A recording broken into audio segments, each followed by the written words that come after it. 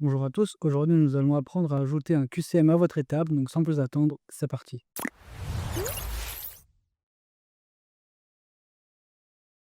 Je me retrouve directement dans mon ordinateur et vous pouvez voir qu'ici il y a la case ajouter un QCM.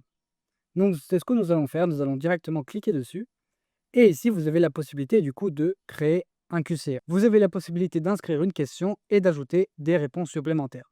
Soit vous acceptez que toutes les réponses soient comptées comme justes. Si par exemple une couleur se trouve sur un monument, par exemple le bleu, le rouge, le vert et le jaune, si par exemple les utilisateurs cochent le rouge ou n'importe quelle autre couleur, la réponse est quand même validée. Au contraire, si vous souhaitez qu'une seule réponse soit comptée comme juste, veillez bien à cocher à gauche, ici dans les points déroulants, la bonne réponse. Je vais rester du coup sur mon étape et ici je voulais du coup inscrire que ma réponse soit le quai Jacques Chirac. Donc je peux reposer la même question. Quel est le nom du président portant le nom de la rue? Ici, du coup, je vais rentrer Jacques Chirac.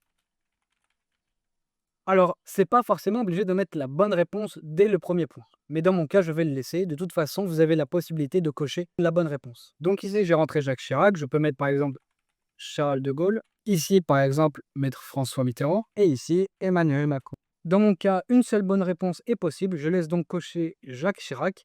Vous avez également la possibilité de supprimer des noms si certains ne vous convient pas. Par contre, pas de retour en arrière. Si vous supprimez, vous devez la rajouter manuellement. Le CTRL Z n'existe pas. Ici, vous avez la possibilité d'ajouter un texte à afficher quand l'énigme est résolue. C'est une étape facultative. Dans mon cas, je vais par exemple ajouter bravo, c'est la bonne réponse. Ce n'est pas obligatoire.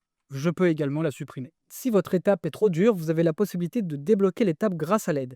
Les utilisateurs ayant du mal à répondre à votre énigme auront la possibilité, grâce au système d'aide de GeoGaming, à passer votre étape. Je vous conseille donc de laisser toujours ce paramètre activé afin de ne jamais bloquer vos utilisateurs, car s'ils se retrouvent bloqués, donc ça pourrait mener à des mauvais commentaires. Veillez bien toujours à enregistrer votre étape, c'est très important, sinon tout sera supprimé et il n'y a pas de sauvegarde automatique. Et je vous laisse donc là. Merci d'avoir suivi ce tutoriel.